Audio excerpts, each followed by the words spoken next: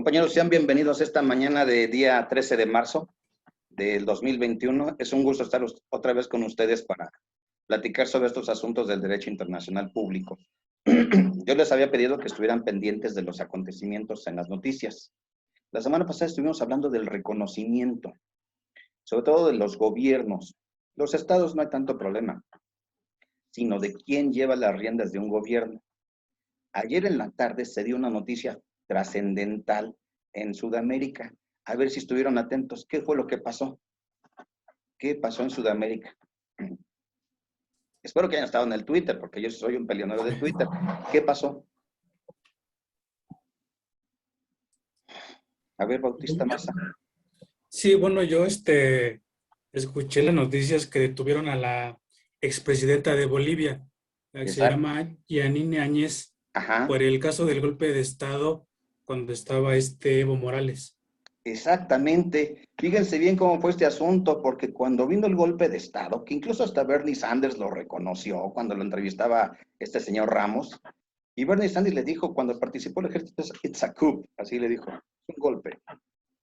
Y entonces vino toda esta circunstancia diplomática del derecho de asilo, quemaron gente, hubo muertos y demás, una confusión allí.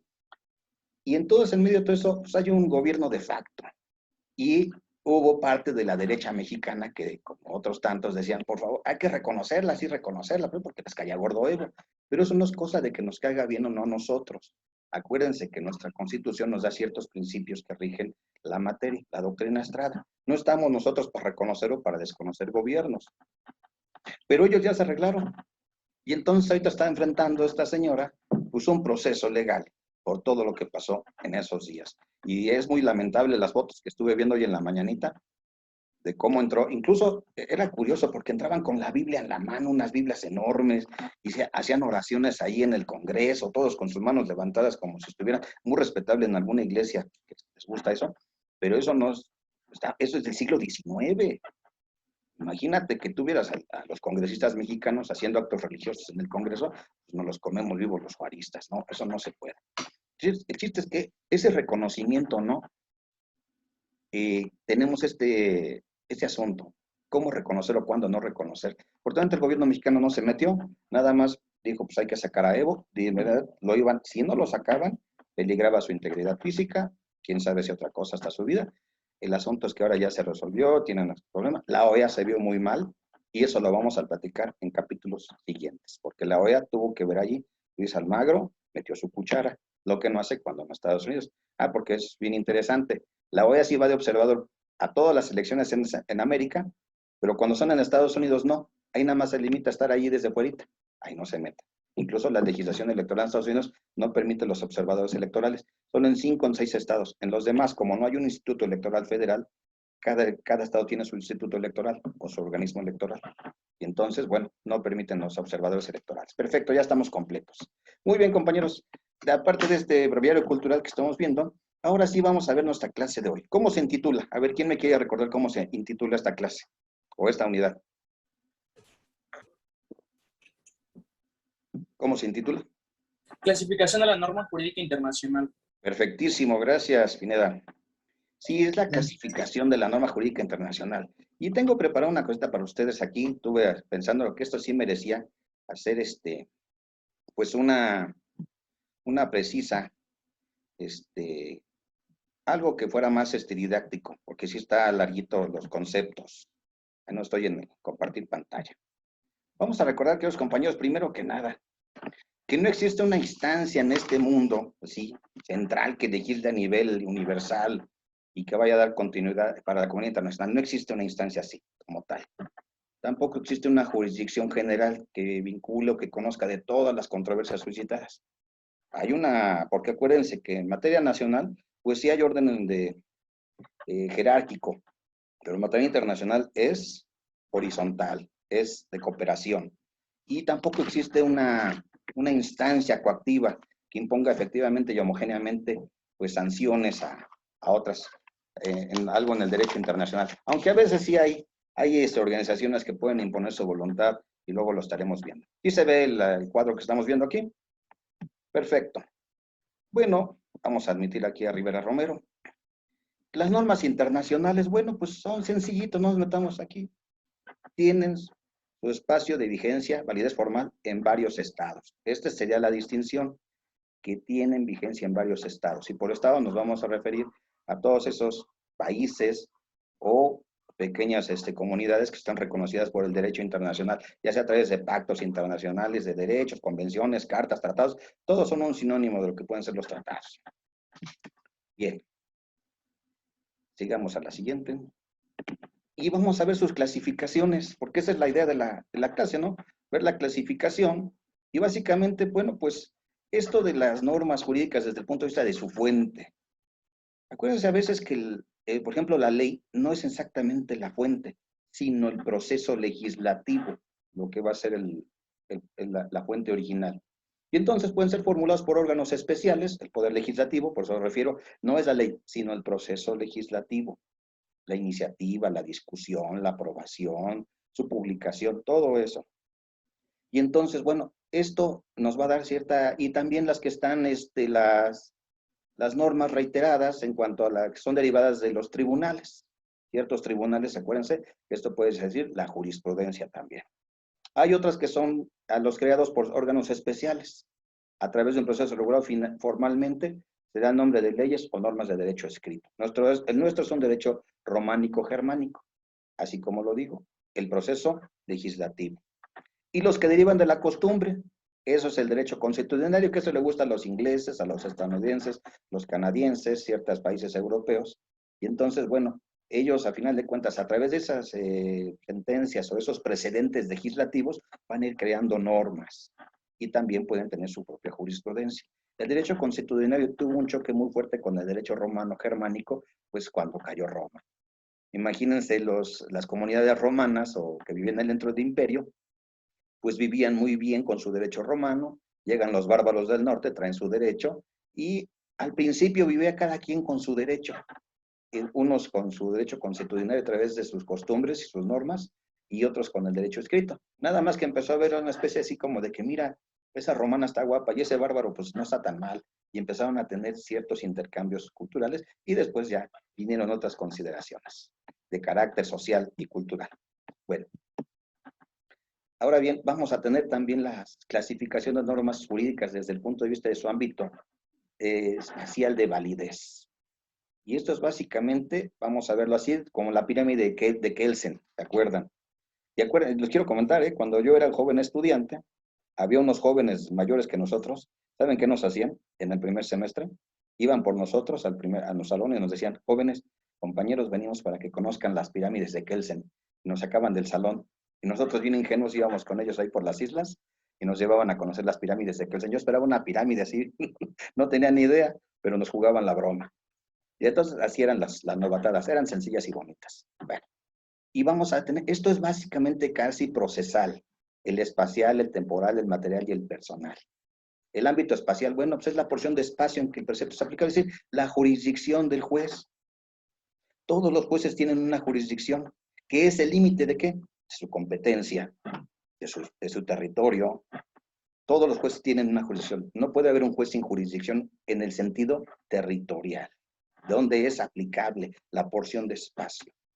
El temporal, bueno, por eso es lapso donde el cual se conserva su vigencia. Hay sí leyes o normas jurídicas que tienen una vigencia determinada, otras son indeterminadas dependiendo de sus condiciones, dependiendo. Por la materia, aquí me faltó una, ahí ustedes disculpen, también la materia que van a regular, ya sea materias civiles, mercantiles, penales, administrativas, internacionales, migratorias, todo lo que sea en la materia, por eso les digo, tiene que ver mucho con el derecho procesal y el personal, por los sujetos a quienes va a obligar. Por eso es a quienes va dirigida cierta ley. Por ejemplo, las leyes de inmigración, la ley de inmigración, ¿nos aplica a nosotros los nacionales mexicanos? No, porque son normas de vocación internacional.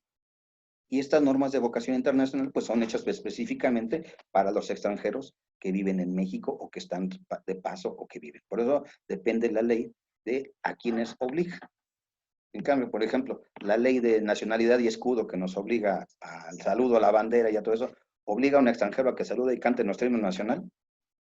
Desde luego que no. no le aplica esa ley, ¿no? Si está en nuestra ceremonia la bandera, bueno, pues se portará respetuoso, pero no está obligado, ¿no? A nosotros sí se nos pide que seamos respetuosos con nuestros símbolos patrios. Bueno, y el otro, entonces vamos a tener las que son de vista de su ámbito temporal de validez.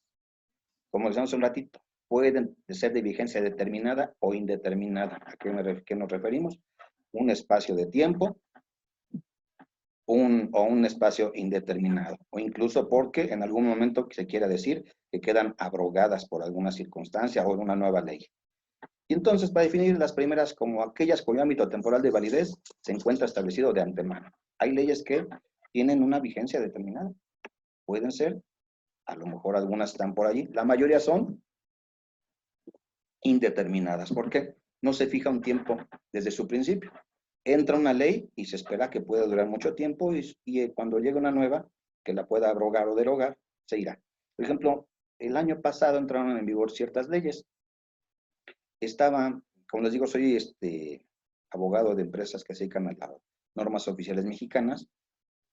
Desde 1992 había una ley que se llamaba la Ley Federal de Normalización y Metrología. Y bueno, ya tenía sus años. Y en junio del año pasado entró la nueva ley de la infraestructura de la calidad, que es la que la va a suplir. Y entonces, este tipo de consideraciones, pues ya abrogó esa ley. Entonces, permítame, Tito Heli. Entonces, esta ley de la infraestructura de la calidad, lo que está haciendo es algo muy sencillo, derogarla, pero mejorar lo que ya estaba hecho y actualizando la que estaba. Nada más la va a abrogar. Bueno, no tenemos aquí mucho problema. En realidad no me quiero meter mucho en estas leyes, sino en las que nos van a interesar las normas. Bien. Desde el punto de vista de su ámbito material de validez.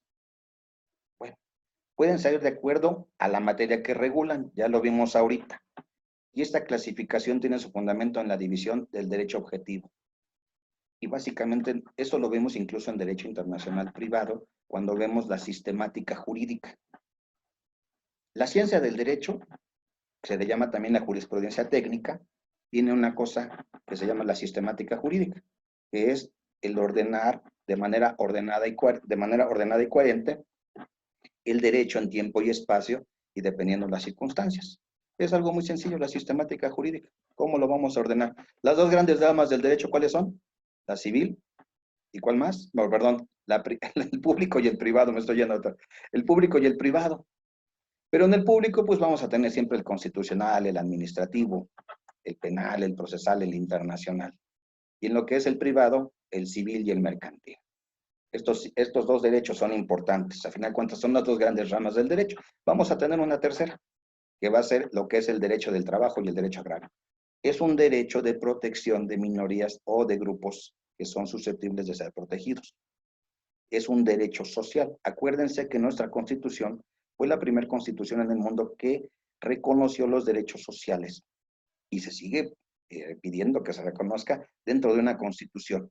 Entonces, pero también son un derecho público porque se reconocen ciertas desventajas dentro de los asuntos que tenemos en una colectividad. Por ejemplo, en un juicio de carácter laboral, pues el patrón siempre va a ser el dueño de los medios de producción, tiene más capacidad económica y obviamente el trabajador que tiene a su favor, pues nada más su fuerza de trabajo. Y si no tiene otros medios de subsistencia, pues entonces se ve muy mal frente al patrón si estuvieran en condiciones de igualdad. ¿Qué es lo que hacen las leyes de este tipo sociales? Van a crear la igualdad de los desiguales a través de leyes que propicien la equidad. Por eso es bien importante este tipo de normas desde el punto de vista de su ámbito material de validez. Seguimos. ¿Hasta ahí vamos bien? ¿Dudas? Ya llegó Juan Gabriel. Muy bien. ¿Alguna no? ¿De ustedes, compañeros? ¿Gadiel? No, todo bien. Bueno. Desde el punto de vista de su ámbito personal de validez, y esto lo vamos a ver así, bien sencillo. Se dividen en genéricas e individualizadas. Las genéricas, las que obligan o facultan a todos los comprendidos dentro de la clase designada por el concepto de sujeto de disposición normativa, es decir, que es para todos, puede ser. Puede ser una ley general, como todas. El Código Civil es exclusivo ¿para quién? Para nacionales y extranjeros o para todos los que estamos dentro del territorio nacional. ¿Para quién es el Código Civil? Territorio nacional. Todos, pero aplica para todos. Es algo general. Y en cambio están las otras, las que de individualizadas, a los que obligan o facultan a uno o varios miembros de una misma clase individualmente determinados. Es decir, hay otro tipo de leyes más especializadas. Puede ser, por ejemplo, hay la ley del servicio de los trabajadores al servicio del Estado. Bueno, pues ahí los que son ustedes que trabajan en la institución de gobierno, pues les aplica exclusivamente a ustedes. Es la ley para que, si el Estado los contrata, les reconozca sus derechos, obligaciones, el actuar, su normatividad en conjunto, sus derechos de trabajo. Y ahorita, por cierto, está muy ahorita en moda lo de las UMAS, los que ya se quieren jubilar o pensionar, va a estar bueno, porque esta fue una decisión del gobierno anterior de cambiarlo de las pensiones de salarios mínimos a unidades de medida de actualización. Entonces, si antes te ibas a jubilar con unos salarios mínimos, ahora te van a dar tu UMA. Ahí les recomiendo, y eso es comercial, mi maestro de Derecho de Amparo, Román Díaz Vázquez, es un gran amparista, búsquenlo en el YouTube, ya le dicen que fue de mi parte para que me dé puntos mi maestro. Él está promoviendo amparos sobre este asunto de las leyes de las UMAS, y lo hace muy bien, es un gran amparista, mi maestro de amparo, el maestro Román Díaz Vázquez. Y bueno, entonces, te digo, hay leyes de carácter personal o individualizadas. A mí no me aplican las de los trabajadores del servicio de Estado. Pues yo que no trabajo en alguna institución, pero en cambio sí me aplican pues la ley del seguro social, porque trabajo para una empresa y entonces estoy ahí tengo ciertos, pues mis derechos, mis obligaciones, pago mis cuotas y espero que cuando yo ya esté más allá del bien y del mal y esté más viernes que jueves, pues entonces ya me puedan dar mi pensión, ¿no? Porque a mí sí me aplica la del 73, a muchos de ustedes pues sí les va a tocar su Afore, ¿verdad? Y bueno, es otro boleto que vamos a ver. Bueno, hay leyes para grupos o determinadas dependiendo de las circunstancias. O el Código Penal, pues ese es para todos, ¿eh? No es exclusivo para un grupo. El Código Penal no dice, este código nomás es para los que viven aquí en la colonia Roma, ¿no? Para todos los que viven en la Ciudad de México. ¿Tiene su ámbito de territorialidad? Sí. ¿Su ámbito de validez? También. Todo lo que entonces. Vamos a la siguiente. Y entonces sí, nos vamos a las que nos interesan, a las que van a ser motivo de pregunta de examen. Las otras sí, sinceramente, les voy a decir, no las quiero meter al examen porque ¿para qué les estoy dando cuentos? Las que sí me interesan son estas. Vamos a tener la clasificación de las normas jurídicas desde el punto de vista de sus sanciones, que son efectivas. Y acuérdense, yo me acuerdo que cuando estaba en mi primer días de clase en la facultad, me tocaba allí en la escuelita, mi maestro de introducción al estudio de derecho nos decía que las normas, ¿qué son las normas? Y decía así en sencillo, son reglas de conducta con carácter de obligatorias. Pues que están ahí para que las cumpla. Si no son los 10 mandamientos. Los 10 mandamientos, ¿qué son? Son eso. Los mandamientos de carácter de tipo moral. Que no hagas esto, no hagas lo otro, honra a tu padre, no codicies, ¿no? Pero no son normas jurídicas. Son normas de carácter moral. Pero las normas jurídicas sí tienen esa consecuencia. Son reglas de conducta con carácter de obligatorias. Y este jurista ruso fue el que dijo que, bueno, se podían dividir en estos 4 grupos. Las normas perfectae, las normas pluscuamperfectae, las normas minuscuamperfectae, que no son las normas de los minion, no vayan a ustedes allá andar pensando mal, y las normas imperfectae. Estas sí van a ser motivo de examen en su momento. Hasta aquí, jóvenes, ¿alguna pregunta? ¿Vamos bien? Bueno. Entonces déjenme echar un trago porque ya... Estas normas perfectae son sensacionales porque a final de cuentas tienen que ver con esto de la nulidad, porque consiste en esa inexistencia o nulidad de los actos que van y de los actos que las vulneran. Y entonces, porque al final de cuentas, el infractor no logra el fin que se propuso al violar la norma, es decir, ¿qué tal si quería hacer fraude a la ley o algún tipo de circunstancia? Entonces, algunas veces el acto violatorio, dice aquí, es considerado por ahí como inexistente por el derecho, lo que equivale a privarlo de consecuencias jurídicas. Por ejemplo, está prohibido en el Código Civil el que contraigan matrimonio entre descendientes y ascendientes consanguíneos en línea recta. ¿Se puede hacer un matrimonio así? ¿Se permite el matrimonio entre padres e hijos? Es declarado nulo, de facto. ¿Por qué? Porque puede afectar otros derechos, puede afectar las circunstancias sociales, en fin. Y entonces eso es una nulidad absoluta. Acuérdense cuáles son las diferencias entre una nulidad absoluta o una relativa. A ver, ¿cuáles son esas diferencias entre nulidad absoluta y relativa? A ver, compañeros, ¿quién me quiere decir? ¿Cuál es la diferencia entre una nulidad absoluta y una relativa? La nulidad absoluta se refiere cuando se deja sin efectos, y la nulidad relativa se refiere cuando tiene que cumplirse. Pero básicamente son tres cosas. La absoluta es invalidable, imprescriptible e inconvalidable. No se puede de ninguna manera convalidar, ni es prescriptible, ni es invalidable. Es totalmente absoluta la nulidad absoluta. No hay nada que puedas hacer. No puede decir, bueno, pues pido permiso, ¿no? O con el paso del tiempo, pues se va a arreglar. Y por ejemplo, la nulidad absoluta es el fallo que emite un juez. Cuando ya pasó por un amparo, ya pasó por todo el proceso, no hay vuelta atrás. Y eso se llama cosa juzgada. Eso es la cosa juzgada. Sí. Perdón. Y la nulidad relativa podría ser aquellos que prescriben, por ejemplo, que un título de una cuestión de crédito que dice, por ejemplo, la ley a los 5 años ya no te pueden hacer nada, aunque te demanden porque ya caducó. Entonces, eso sería una prescripción negativa. Pero una nulidad relativa es aquello que sí puede ser convalidable, prescriptible y convalidable. Y ahorita vamos para allá. Pero esa es la norma perfecta, que aunque cuando tú quieras pasarte el acto jurídico que quieras hacer, pretendas que tenga algún sentido jurídico, algún efecto ante terceros, la norma de inmediato lo va a declarar nulo. Es decir, no lo vamos a reconocer, por eso es una norma perfecta. Y vamos a tener las cuamperfecta, pluscuamperfecta, que van más allá.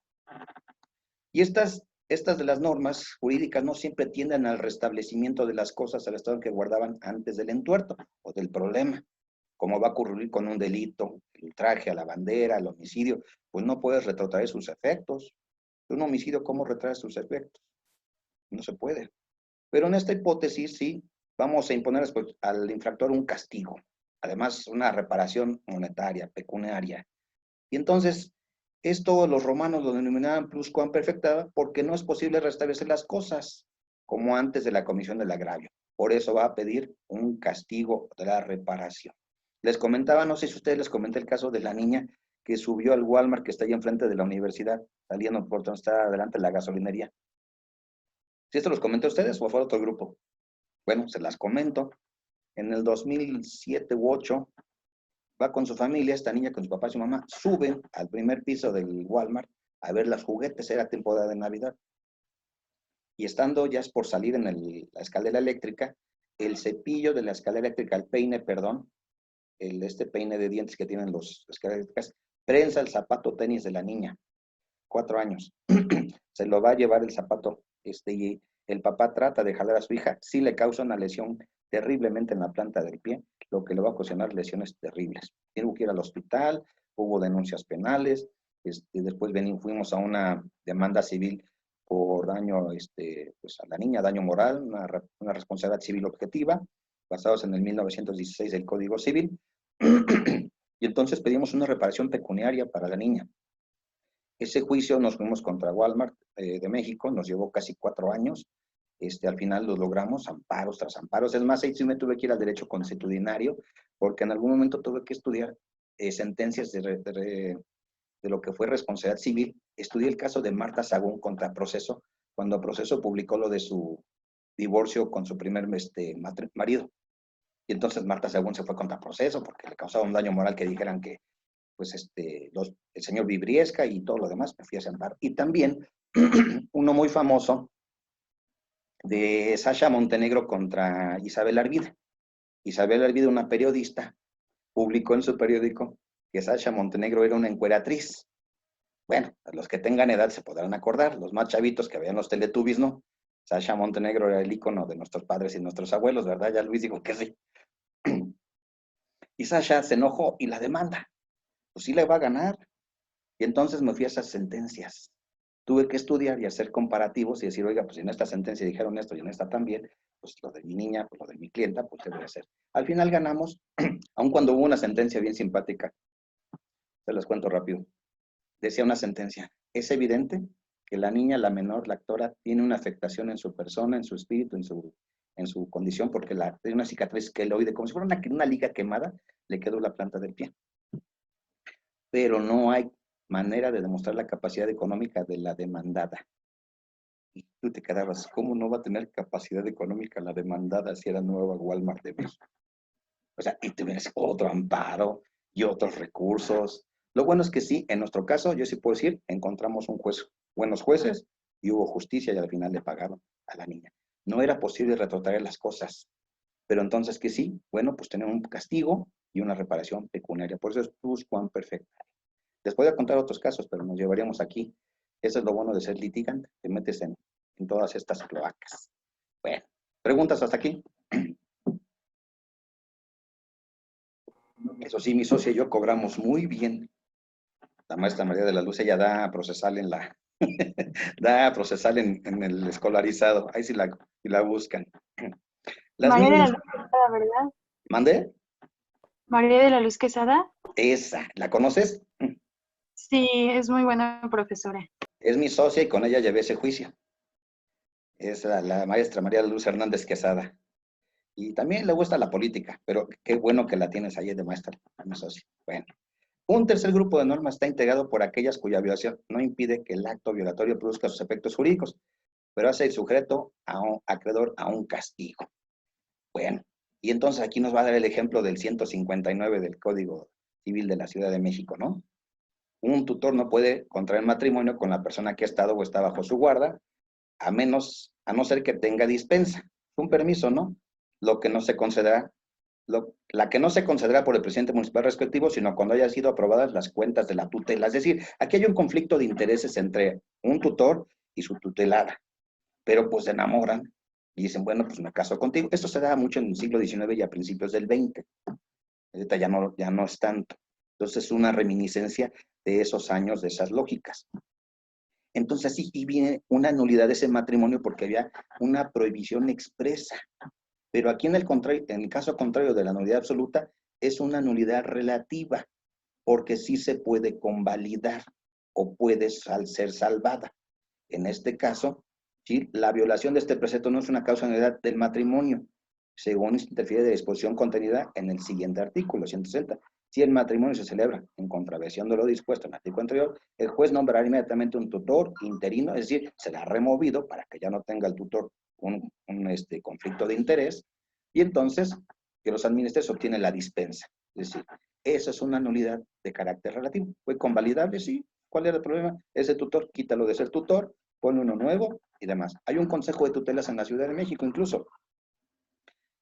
Mi maestro Alfonso Casados era tutor de la lista de los tutores del Tribunal Superior y llevábamos algunos casos así como tutores. Es bastante interesante, incluso para los adultos, hay gente que ya por su edad no pueden llevar sus bienes, les nombran un tutor y ese consejo de tutelas está siempre pendiente de que cada año hay una rendición de cuentas. Bueno, ya me estoy metiendo en derecho civil y familiar, no es clase de eso. Bueno, entonces estas mínimos cuán perfecta es. Pueden convalidar ciertas cosas, los van a declarar nulos, sí, pero van a dar una salida a ese conflicto, lo que no dan las normas perfectas. Bueno, nos vamos a la siguiente. Las imperfectas. Bueno, estas sí son las buenas, las que nos van a llevar a lo que nosotros hacemos en esta clase. No tienen sanción, no se encuentran provistas de sanción. O sea, sí hay una norma, son numerosas en derecho público, sobre todo internacional, van a fijar deberes a las autoridades, pero carecen de sanción. Y ocurre casi todos los preceptos regulados de relaciones jurídicas entre estados soberanos. Pues hay derechos, hay obligaciones, pero como les dije al principio, no hay un tribunal superior, no hay un órgano coactivo, estás frente a la buena fe y el cumplimiento de las obligaciones. Eso es lo que hay. Son los estados, si quieres lo cumples y si no, no. La Organización de las Naciones Unidas ha dado como unas 50 recomendaciones al Estado de Israel para que las cumpla. Y es como ir llamado a misa. ¿Cuándo lo van a hacer? Y aparte tienen de padrinos al imperio. Pues, a ver, no, yo no puedo, no lo voy a hacer porque mi padrino del imperio me dice que no. Y dile al imperio que los haga cumplirlas. Pues no. Pero eso sí, este señor, ¿cómo se llama? El nuevo Biden, se estrenó hace poquito echando unas bombas allá en el Medio Oriente. Nada más para que lo recordaran, ¿no? como buen halcón. Y bueno, esta es las circunstancias, es un efecto. Cada norma sancionadora tendrá que hallarse garantizada por una nueva norma y esta por otra y así sucesivamente. Pero como el número de los preceptos que pertenecen a un sistema de derecho es siempre limitado, hay que admitir a fortiori la existencia de normas jurídicas desprovistas de sanción. No tienen, por eso son imperfectas. Ahí está la norma, pero no tiene sanción. Entonces esto sería una excepción a la regla de lo que dije al principio, una regla de conducta con carácter de obligatoria. ¿Ven? Toda norma tiene un supuesto y una consecuencia. Todas. Un supuesto es comete el delito de homicidio el que priva de la vida a alguien y tiene una sanción, sí, 10 años o 30, 40, dependiendo de las condiciones. Hay agravantes, hay excluyentes, hay causas de inimputabilidad, todas esas circunstancias. Entonces estamos en presencia de una ley o de una norma que no va a tener sanción. Eso es lo que la va a distinguir esta norma imperfecta. Chicos, estas 4 sí van a ser en algún momento parte de su examen, ¿verdad? Las otras no, porque de verdad esas son más de carácter, pues de cultura en general para ustedes. Y ahora sí, la que nos viene a traer aquí, la que nos va a traer todo el curso, y esto es bien importante, las jus cogens. Alguna vez escuché a un doctor en dicho que sea las jus cogens.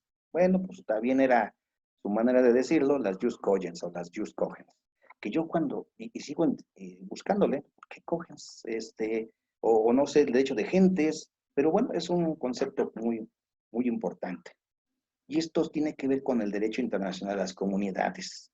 Son normas infranqueables, impenetrables, que no admiten disposición en contrario. Son como el orden público mexicano. Y cuando tú tienes una norma de orden público en México, no la puedes negociar, no puede ser motivo de transacción, no puede ser motivo de que otra norma, bueno, pues la va a arreglar, no. Por ejemplo, es muy sencillo el caso, ¿no? Tienes una mamá que va a demandar los alimentos de un niño, o en el divorcio, tiene que señalarse por el interés superior de los niños una cantidad para su pensión alimenticia. ¿Pero qué va a pasar? El juez tiene que ver por el interés del niño, el Ministerio Público interviene en los juicios, pero la mamá y el papá dicen, bueno, no hay problema, la mamá dice, yo renuncio a que el papá de mi hijo le dé alimentos y yo no quiero que le dé nada porque yo soy una mamá luchona. Y no quiero que le dé ahorita alimentos a mi niño. Yo solita puedo. ¿Se puede hacer eso? ¿Puede la mamá renunciar a los derechos? ¿Por qué no? Porque son irrenunciables. Exactamente. Son de orden público, de interés social. Se está protegiendo un menor, se está protegiendo su integridad física, su crecimiento, que el papá no se sustraiga de sus obligaciones. Es decir, hay normas que por lo elevado que protegen o los intereses no pueden ser motivo de transacción. No se puede. Lo mismo pasa con estas normas, las jus cogens. Es decir, lo que van a proteger es algo importante y van a tener este origen en el jus naturale, en el jus cogens. Son superiores por toda convención en particular en contrario. O sea, su norma es proteger cosas que son de nivel, bueno, más allá de nuestros derechos comprensibles. No existe una lista, dicen ahí los tratadistas. Ahora sí que es un amplio abanico, son enunciativas más no limitativas, este tipo de leyes, normas cogens, pero van a tener en la comunidad internacional, primero que nada, se prohíben las amenazas. Claro que tú sabes que a veces eso no está bien. Imagínate, tú tienes la 7ª flota naval armada de los Estados Unidos y pasa frente a tus costas, pues no dime si no es una amenaza, te la pasan enfrente, ahí por el Golfo Pérsico, y pues no, el mensaje es claro, ¿no? O el uso de la fuerza entre estados. Se supone que no debe de hacerse, pero bueno, la esclavitud está prohibida, la trata de esclavos, que andas ahí comerciando, el genocidio, y esto viene de antecedentes no muy lejanos. Acuérdense, en 1990 y tantos, en el 93, las guerras balcánicas ahí en Yugoslavia, Serbia, Montenegro, una barbaridad, violaciones, homicidios, desapariciones. Bueno, ahí hubo gente que incluso la tuvieron que llevar a la Corte Penal Internacional, la Corte Internacional de Justicia, en fin, hubo una barbaridad de violaciones a los derechos humanos. La discriminación racial que no debe de permitirse, el apartheid, la tortura, así como las normas básicas de derecho internacional aplicable. Ahí si luego se meten al Twitter, van a encontrar cómo el ejército israelí se lleva a la cárcel a niños de 7 u 8 años. Pero bueno, ahí no lo van a ver en los medios. Es decir, no se deben de permitir esas cosas. Les destruyen sus campos, les destruyen sus cultivos de olivo, que es con lo que viven. Bueno, y en conflictos armados y el derecho libre a la determinación de los pueblos, perdón.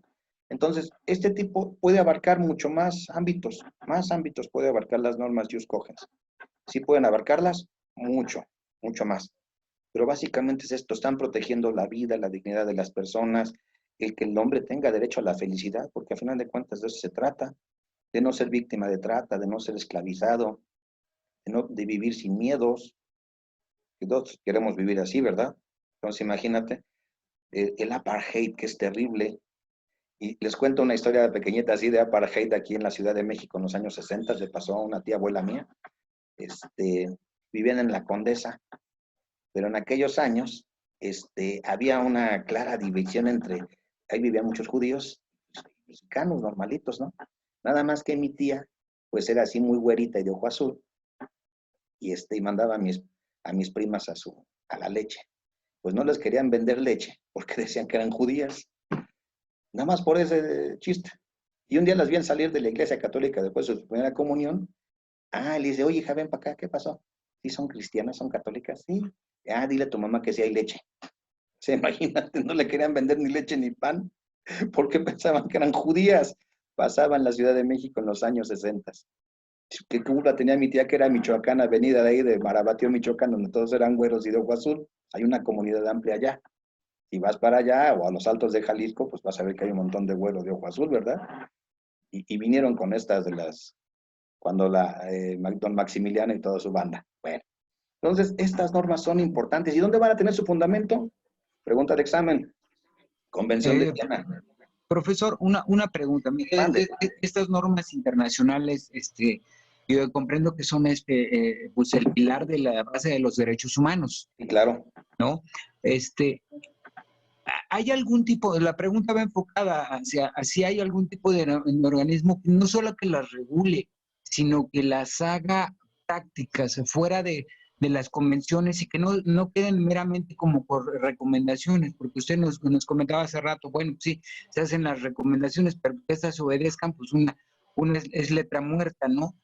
Tanto es letra muerta que es la práctica, porque vemos que los sistemas jurídicos hoy no son, o sea, sí están bonitos en la letra, pero hacia la práctica y el individuo, estas no se consiguen, no consiguen realmente su función para las que están pensadas, creadas, y que bueno, que son, como usted ya nos apuntó, de necesidad básica, son vitales para que el Estado de Derecho pueda prevalecerse en nuestro país, pues desgraciadamente, y el Estado hacia dónde debe de estar orientado para que se cumplan este tipo de normas, porque sí, está muy bonito, muy enarbolado, los ponemos en cartelones, pero los órganos encargados de administrar la justicia son quienes más los desconocen, lo que causa, pues lógicamente, que la gente cree desconfianza, e incluso no las defienda porque no cree en ellas. Entonces, pues, básicamente esa sería la pregunta, profesor. ¿A dónde se recurre? Creo que lo son los tribunales internacionales, pero usted nos va a puntualizar más No, sí, tienes razón. ¿Cómo hacerlo, profesor? Está la Corte de Justicia Internacional y la Corte Penal Internacional, son los órganos que van a dar esta impartición de justicia, pero al final, pues sí va a depender mucho de que cada Estado soberano quiera hacerlo, ¿no? Pero sí hay sanciones, incluso pueden ser expulsados o incluso pueden tener ciertas sanciones económicas o comerciales. Y se puede, a lo mejor si no las quieren cumplir, hay otros medios. En el caso de nosotros de América, pues tenemos lo que es la Convención Interamericana de Derechos Humanos, y están plasmados en esa convención todos estos derechos que deben ser respetados, acuérdate. Y entonces una persona, pues va, si tiene algún problema, pues primero acude a la comisión, y si en la comisión no hay un arreglo, esta comisión lleva su caso a la Corte Interamericana de los Derechos Humanos.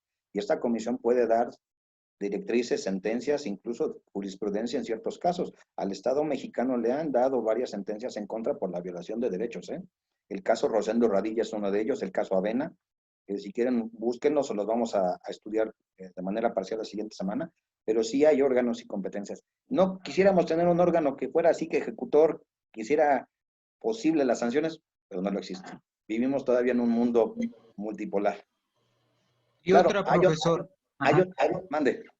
Otra, o sea, sí, sí ya nos dijo que bueno, que esa parte pues sí se puede complementar.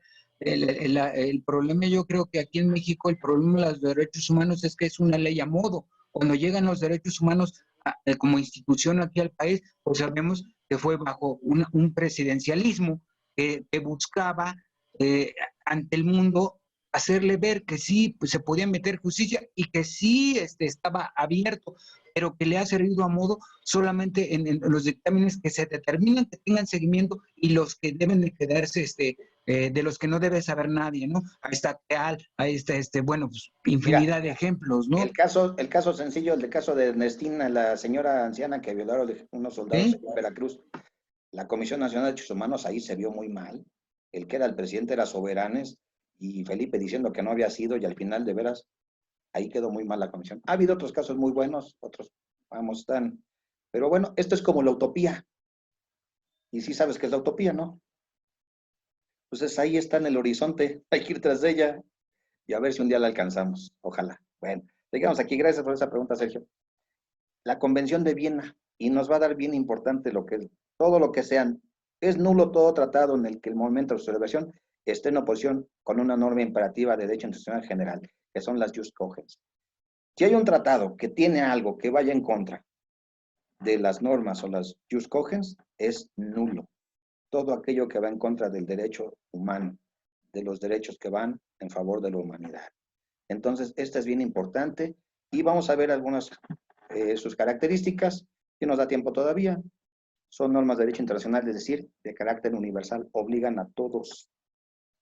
Imperativas, lo cual no admiten pactos, lo que acabamos de ver en el 53, en contrario de ahí que también se denomine de orden público, porque le interesan al concierto de las naciones, a la comunidad internacional, de que haya el respeto a estas normas. Son aceptadas y reconocidas por la comunidad en su conjunto y por la mayoría de estados, y no forzosamente por la unidad de ellos, pero sí por todos. Y solo pueden ser modificadas por una norma superior de la misma naturaleza, es decir, por otra forma de jus cogens, es decir, no menor, siempre tendrá que ser superior. Vamos a esos detalles. Bueno, ya por último, que ya acabamos y nos dio tiempo, y pensé que no nos daba tiempo, yo creo, y ayer estaba yo reflexionando, que el ilustre y el generalísimo don José María Morelos y Pavón, que aunque era un hombre pues, limitado de todas estas cosas, pero un hombre ilustrado a su manera, tuvo una gran verdad cuando habló de los sentimientos de la nación, y yo creo que eran jus cogens, porque fíjense, dicen los sentimientos de la nación. Y como la buena ley es superior a todo hombre, las que dicta nuestro Congreso deben ser tales que obligan a constancia y patriotismo, moderen la opulencia, la indigencia, de tal suerte que se aumente el jornal del pobre y que mejore su costumbre, alejándolo de la ignorancia, la rapiña y el hurto. Que la esclavitud se proscriba por siempre. Lo mismo la distinción de castas, porque había el catálogo de la infamia, desde los españoles castizos, mestizos y los alta para atrás, los negros, mulatos y demás. Entonces había un catálogo de la infamia, quedando todos iguales. Solo distinguirá un americano del otro, el vicio y la virtud. Y pensaba yo, a lo mejor esto lo voy a hacer un tema de estudio luego. Estas son normas jus cogens, pero del siglo XIX. Cuando no se hablaban de estas cosas, ya el general don José María Morelos y Pavón, el generalísimo, era un republicano nato, que tenía un sentido de la república, el que fue el que realmente le dio el sentido a la causa de la independencia, vio que estas leyes eran necesarias y se proscribiera la esclavitud. Hoy la esclavitud es algo que no se ve ni debe de verse, pero ya era un adelantado don José María Morelos y Pavón. De verdad que a mí en lo personal es mi héroe preferido de la independencia, de esas causas, por todo lo que él tenía de esa visión. Bueno, pues eso ya fue un breviario cultural que les quise ahí, así que comentar. Se me vino a la mente esta posibilidad de que cuando vean los sentimientos a la nación, piensen en lo adelantado que era don José María Morelos y Pavón. De veras un mexicano ilustre, universal, que bueno, ojalá sus preceptos todavía están allí por cumplirse, que se modere la indigencia y la opulencia, porque en este país un gran sector posee toda la riqueza de este país y una gran inmensa mayoría está todavía pendiente de que le haga justicia a la revolución. Chicos, preguntas, todavía tenemos unos minutos. Yo muy rápido, maestro, es parte también de una herencia intelectual que también, bueno, al que ciertos sectores podían accesar, ¿no? Claro. el fraterno hermano, pues tuvo la fortuna de poder tener en sus manos, pues, lógicamente lo que emanó de Europa, ¿no? Claro. De la revolución, y él ya traía esos preceptos y los concibe para una sociedad que pues estaba en el oscurantismo. Entonces, creo que se ha dado, creo que se ha seguido, creo que nace un poquito más allá, pero bueno, yo también coincido con usted, que él sí se dio a la tarea de realmente lo concibió en su persona y así lo transmitió para otros liberales, de que es una necesidad hasta el día de hoy, ¿no? Y que tiene que seguir básicamente y como él lo dice, que lo único que sea que separa, distinga a un hombre del otro, debería de ser, pues es el vicio y la virtud. El vicio y la virtud, No hay más. nada más. Exacto. Que es el principio hasta del derecho, porque es lo justo o lo correcto, ¿no? Exactamente, el vicio y la virtud, y seguimos en eso, que no nos distingamos más que por otra cosa, más que el vicio y la virtud. Es cuanto, maestro, gracias. Es cuanto, gracias. Sí, don José María Moros y Pavón era un hombre de ideas libres y de buenas costumbres. Entonces, y aparte un ilustrado de su tiempo. Bueno, aparte que fue alumno del famosísimo Zorro, el don Miguel Hidalgo y Costilla, así le decían al padre de la patria, el Zorro. Quién sabe por qué, pero le gustaba andar allí en Guadalajara con unas niñas, ahí unas muchachas ahí paseando, era galán, era galán don José María, el padre Hidalgo. Bueno, pues hasta aquí los desánimos, me encantó estar con ustedes, todavía tenemos unos minutos, preguntas, respuestas del curso, estamos bien, la semana que viene vamos a estar viendo que son, creo, los tratados. Esa parte sí está muy bien en el libro del maestro Muñoz de Cote, pero si no, también viene en que les mandé. Ya lo tienen todos, el libro que les mandé de Lara, ¿verdad? Sí lo tienen todos, llegó claro, perfecto, bueno. Espero tener un mejor material, si encuentro algo se los voy a enviar, no hay problema. Hoy responderé todos sus correos, les haré algunas cosas, y en unos minutos más, pues bueno, pues pondremos esta clase en el YouTube, para todos aquellos que no pudieron entrar, aunque yo veo que sí estuvieron la mayoría, hay 47 asistiendo, uno nunca sabe, ¿no? Entonces la pondremos allí, acuérdense, y me falta nada más, tengo una inquietud, porque yo iba a hacer el cuestionario para la guía, para el primer examen parcial, lo iba a hacer derivado ya iba muy adelantado incluso, del libro del doctor Muñoz de Cote, pero ante los comentarios que me están diciendo de que se ha sido muy difícil ingresar a la biblioteca de la facultad, creo que mejor lo voy a cambiar a otro libro que sea accesible. Profesor. ¿Cómo la ves? Profesor. Sí, buenos días, profesor. Yo pude adquirirlo en Porrúa, pero todavía no me llega porque no hay venta física, solamente es en línea. Entonces sí se está tardando el envío, pero yo creo que la próxima semana ya lo tendré. Si gusta, se lo escaneo para que usted lo pueda entonces si quieren ahí, yo lo que quería era de un solo libro hacer el examen, para que no tuvieran que andar buscando varios, de un solo libro hacer el examen, de ahí de estudiar y las preguntas, y se me hace... Sí, por la practicidad también.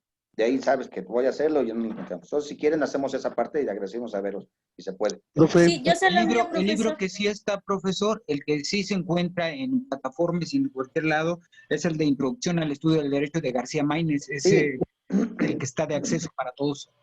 Pues les digo que está de acceso, pero el que nos interesa es el doctor Muñoz de Cote, porque vamos a ver tratados, lo que son los derechos diplomáticos, todo lo que tenemos que ver ahorita, convenciones y tratados y demás. Sí, bueno, profesor, para que no deje de lado ya su avance, yo se lo hago llegar escaneado. Perfecto, pues ya tenemos soluciones, ya ven cómo llegamos aquí a tratados y convenios internacionales, a través de la negociación y los buenos oficios. Maestro. Mande. Yo tengo el libro, yo ya lo adquirí. Lo puedo escanear si quiere. Bueno, pues si puedes. Enciclopedia. Ahí está la solución, chicos. Bueno, pues muchas gracias, Emanuel. Se los mando en la semana. Gracias. Bueno, pues ya entonces estamos trabajando juntos. Bueno, pues no me queda más que agradecerles esta mañana que hayan estado aquí. Y entonces nos vemos el próximo sábado a estas horas. Si hubiera algún comentario, pues ya saben, entre semanas estoy a sus órdenes en el chat. Y si no en el correo, hoy les estaré respondiendo, ¿vale? Son las 11:54, les da tiempo de ir a otras actividades en lo que entran a la siguiente clase. Entonces, nos vemos la semana que entra. Cuídense mucho. Gracias, profe. Buen fin de semana. Gracias, hasta luego. Hasta luego.